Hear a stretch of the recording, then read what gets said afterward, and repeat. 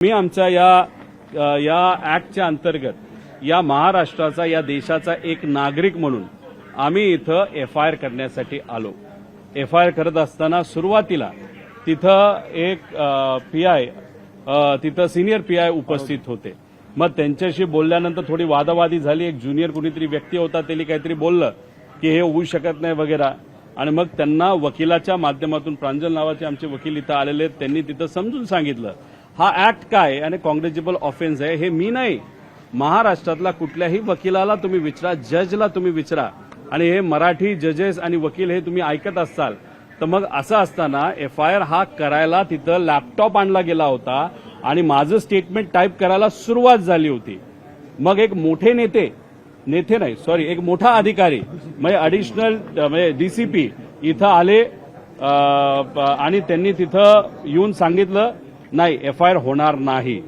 मग आम्ही विचारलं का नाही होणार, मग त्यांनी थोडंसं सांगितलं तो आमचा अधिकार म्हणजे पोलिसांचा अधिकार, आणि मग म्हणलं की अहो या पुस्तकामध्ये जे काही दिलंय, जे ऍक्ट आहे, एक वकील सांगतायत की कॉग्निजेबल ऑफेन्स असेल तर एफआयआर आपल्याला घेता येते।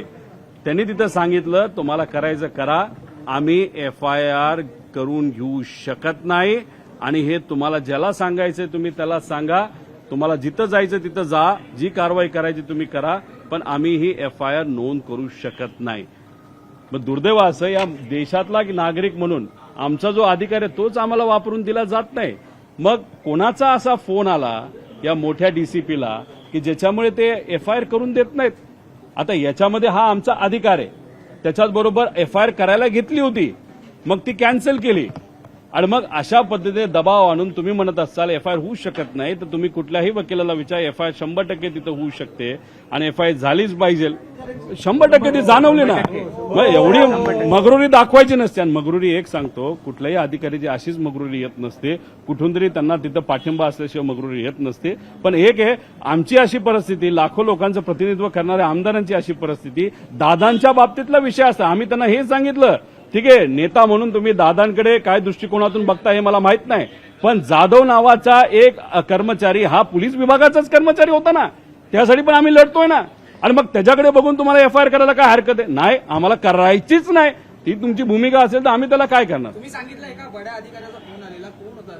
नाही, हा बडा अधिकारी इथं आला, त्याला कोणाचा फोन आला तेव्हा आम्ही नाही सांगताय ना, तुम्हाला जर सीडीआर बघायचं ते सीडीआर बघा, आम्हाला आता काही घेणं देणं पडलं नाही। आम्ही लोकात राहून लोकांपर्यंत जाऊन लोकांचा विश्वास संपादित करून मग हे पुढे लढायला लागलो।